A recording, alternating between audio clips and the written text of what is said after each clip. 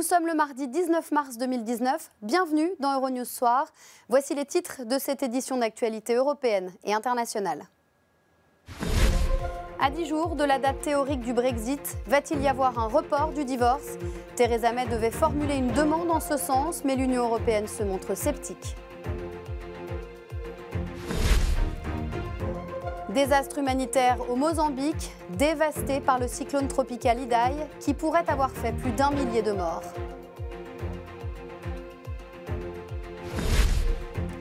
Dans l'actualité également, des manifestations et une grève en France à l'appel de 2 syndicats pour réclamer davantage de pouvoir d'achat et défendre les services publics. Et puis, frisson garanti à la fin de ce journal, avec les images de plongeons extrêmes du haut des falaises d'un canyon en Afrique du Sud. Je vous le disais en titre, à 10 jours de la date théorique du retrait du Royaume-Uni de l'Union européenne, on ignore encore quelle forme prendra le Brexit. Il ne devrait pas y avoir de nouveaux votes cette semaine sur l'accord déjà rejeté 2 fois par les députés britanniques. Theresa May devait demander un report du divorce, mais l'Union européenne se montre sceptique et demandera à Londres de clarifier sa stratégie. Les explications d'Arnaud Richard et de Julien Pavie. Sur le chemin de croix qu'est le Brexit, cet homme est un nouveau caillou dans la chaussure de Theresa May. Alors que la Première ministre comptait remettre au vote son accord de Brexit inchangé, le président de la Chambre des communes a fait voler en éclats ce projet. John Bercow s'appuie sur une convention parlementaire vieille de 4 siècles pour refuser que les députés se prononcent sur un même texte dans une seule session parlementaire. Un coup de théâtre qui vaut à John Bercow d'être poursuivi par les journalistes. Je pense vraiment que vous devriez prendre un thé ou un café. Je vous ai proposé un thé ou un café, mais vous avez refusé ma gentille offre. Vous avez manifestement déjà bu beaucoup de thé ou de café et je suis sûr que les gens vous sont très reconnaissants de montrer autant d'intérêt, aussitôt le matin. À 10 jours de la sortie programmée du Royaume-Uni de l'Union européenne, l'impasse est toujours manifeste à Westminster. Les députés ont déjà par 2 fois dit non à l'accord négocié par Theresa May, tout en refusant une sortie sans accord. Face aux jours qui passent, l'alternative à une sortie sèche est un prolongement des négociations. La majorité des gens qui s'adressent à moi disent « c'est bon, faisons avec cet accord ». C'est le seul accord mis sur la table par l'UE après 2 ans et demi de négociations. Donc ce qui est dans l'intérêt national, c'est d'être derrière ce deal. C'est ce que fait la Première ministre. Mais si le Parlement ne soutient ni cet accord ni une sortie sans accord, la conséquence c'est soit une extension, soit un renoncement. Et ce n'est pas ce pourquoi les gens ont voté. Theresa May a tranché, elle va écrire au Conseil européen dans les heures qui viennent pour solliciter un report du Brexit. Ce report pourrait être d'au moins 3 mois, à condition que les 27 acceptent à l'unanimité cette prolongation des négociations. La France a prévenu qu'une extension n'était ni évidente ni automatique, tandis que l'Allemagne veut tout faire pour que le Brexit ait lieu à la date prévue. Les leaders européens affichent leur scepticisme face à un éventuel report du divorce avec Londres. Michel Barnier, le négociateur en chef de l'Union européenne pour le Brexit, demande à la Première ministre britannique d'avancer de bonnes raisons. Il faut qu'une extension soit utile, a-t-il précisé, en insistant sur les coûts politiques et économiques d'un report du Brexit. Nous attendons de savoir ce que Mme May va demander, si c'est une extension longue, une extension courte, et surtout pour quelles raisons elle demandera cela. Je ne vais pas préjuger de la réponse des dirigeants européens. Il y a plusieurs formules, vous le savez bien. Donc, les dirigeants européens jugeront de la réponse qu'ils doivent faire en fonction de la demande précise qui sera faite par Mme May et de la justification de cette extension. Je rappelle qu'une extension, c'est une prolongation de l'incertitude. En déplacement à Dublin, Donald Tusk, le président du Conseil européen, avait invité les États membres à soutenir un long report du Brexit, à condition que Londres change sa stratégie et dégage un consensus au Parlement.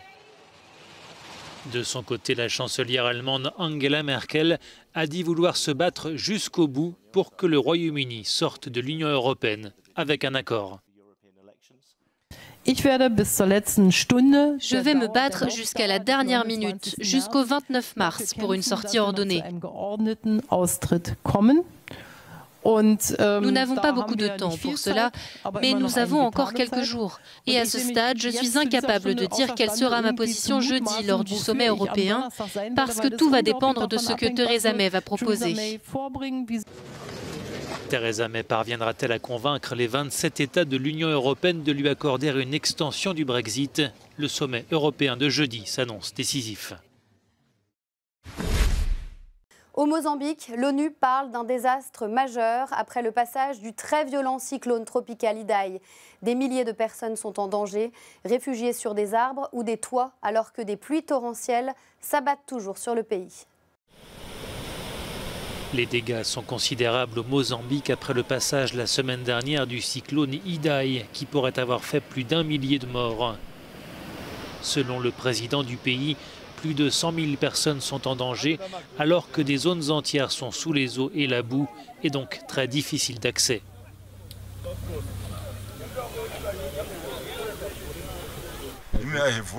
J'ai parcouru environ 28 km de Gangu jusqu'à Skyline. Il n'y a pas de pont, ils ont tous été balayés. Aujourd'hui, environ 26 personnes ont été enterrées ici.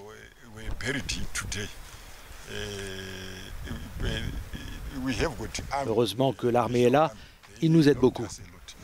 Les opérations de secours et l'acheminement de l'aide sont extrêmement compliqués compte tenu de l'ampleur des inondations. Des hélicoptères sont mobilisés, mais les moyens manquent cruellement.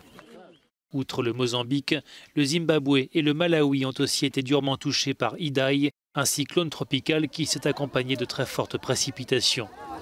Des dizaines de milliers de personnes sont sans abri, privées de tout.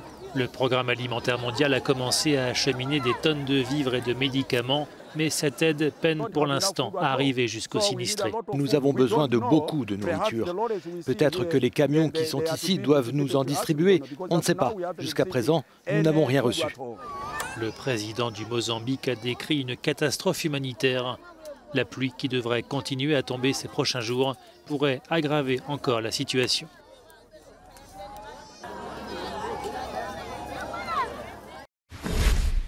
Nouvelle journée de manifestation en Algérie pour réclamer le départ du président Abdelaziz Bouteflika. Le vice-premier ministre algérien était en Russie. Il s'est assuré du soutien du pays. Pierre Michaud. Des milliers d'étudiants et de professionnels de la santé sont redescendus dans les rues d'Alger ce mardi. Un collectif dénommé Coalition pour le changement s'est désormais constitué et appelé à la démission du président Abdelaziz Bouteflika. Cette nouvelle mobilisation intervient au lendemain de la confirmation présidentielle du maintien du calendrier institutionnel, décision confirmée mercredi par le ministre des Affaires étrangères en déplacement à Moscou. C'est un moment particulier parce que les jeunes Algériens ont eux-mêmes pris l'initiative et ont activement promu des changements significatifs dans la structure politique du pays.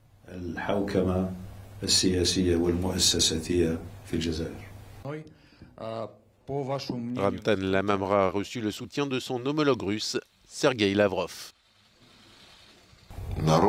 L'essentiel est que le peuple algérien résolve ses propres problèmes et ses propres affaires sur la base de la constitution de son pays et du respect des normes internationales. Après une première vague de manifestations, Abdelaziz Bouteflika a déjà renoncé le 11 mars dernier à briguer un 5e mandat. Au pouvoir depuis 20 ans, le président sortant est affaibli par les séquelles d'un AVC qui l'ont empêché d'apparaître en public depuis 2013. Partons maintenant en Nouvelle-Zélande où l'émotion est toujours très vive. 4 jours après l'attaque terroriste contre 2 mosquées, des dizaines de familles de victimes commencent à arriver du monde entier en vue des funérailles. Guillaume Petit. Une marée multicolore de fleurs pour un hommage unanime des habitants aux 50 victimes dans un silence religieux. Christchurch s'apprête à accueillir les familles venues du monde entier pour assister aux obsèques de leurs proches décédés dans l'attaque de 2 mosquées vendredi dernier. Au même moment, vêtue de noir, la première ministre néo-zélandaise Jacinda Ardern prononce un discours empreint d'émotion pour tous les musulmans. Ce vendredi au départ si tranquille est devenu l'un de nos jours les plus sombres pour notre pays.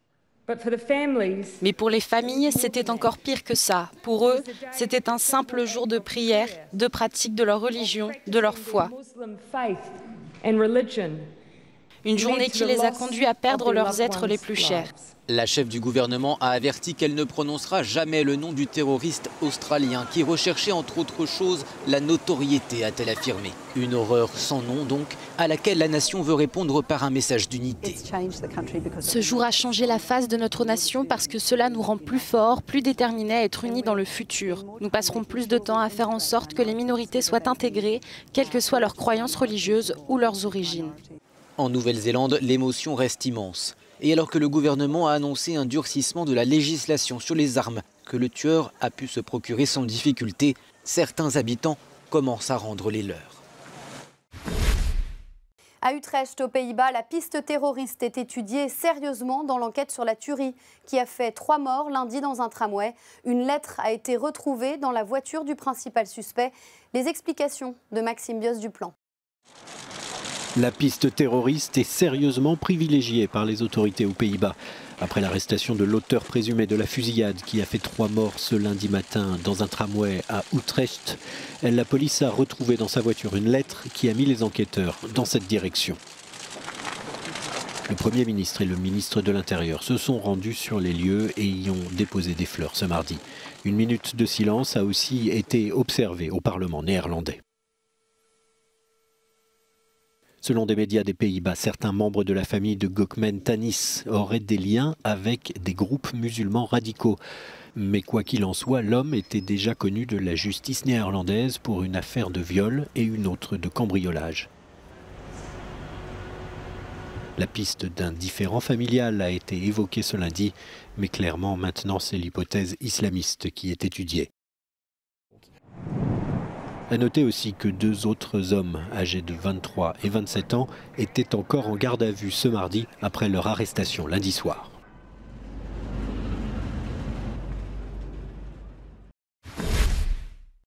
Journée de mobilisation sociale en France à l'appel de 2 syndicats. Plusieurs dizaines de milliers de personnes ont défilé pour réclamer davantage de pouvoir d'achat et défendre les services publics. Après avoir été éclipsés pendant près de 4 mois par les Gilets jaunes, les syndicats veulent de nouveau peser sur le mouvement social en France. Force ouvrière, la CGT ainsi que des syndicats d'enseignants et d'étudiants ont appelé ce mardi à une grande journée de mobilisation et de grève nationale. Parmi les revendications, de nombreuses similitudes avec le mouvement des Gilets jaunes. Défense des services publics, revalorisation des retraites ou encore hausse des salaires. Ce qui s'est exprimé notamment depuis le mois de novembre avec le mouvement des Gilets jaunes, c'est les questions de pouvoir d'achat, les fins de mois difficiles. Sauf qu'on ne s'est pas tourné vers les employeurs, vers la redistribution. Le salaire, c'est le meilleur moyen de redistribuer de la richesse. Et l'augmentation des salaires, elle passe par la négociation collective. Et même si les syndicats ont dénoncé les violences commises lors de l'acte 18 des Gilets jaunes samedi, beaucoup s'inquiètent des mesures annoncées en réponse par le gouvernement. Elles risquent selon eux de porter atteinte au droit de manifester. Selon le cabinet Occurrence, 17 500 personnes ont participé à la manifestation parisienne. La CGT en a elle compté 50 000. Ils étaient également des dizaines de milliers dans le reste de la France.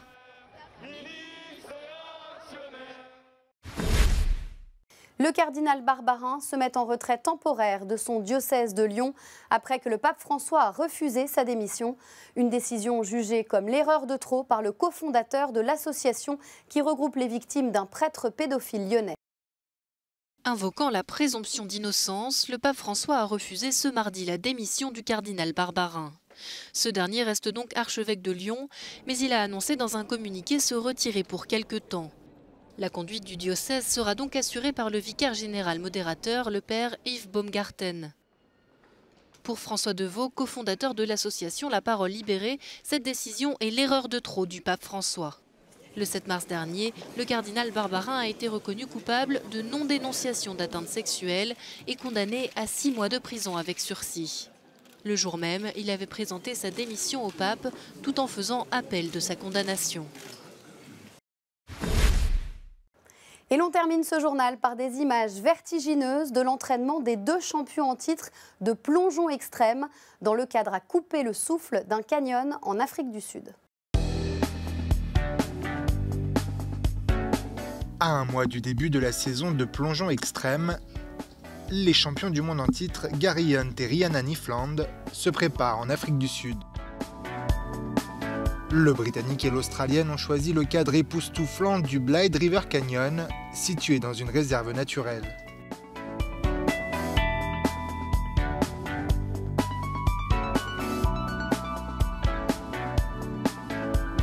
Avec des sauts à 27 mètres de hauteur et des entrées dans l'eau à plus de 85 km/h, la technique est réglée au millimètre.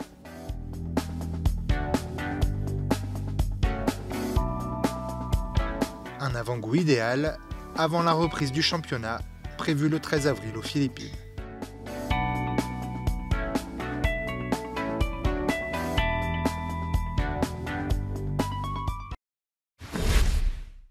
Voilà, c'est la fin de cette édition. L'information continue sur Euronews et les réseaux sociaux. Très bonne soirée, à demain.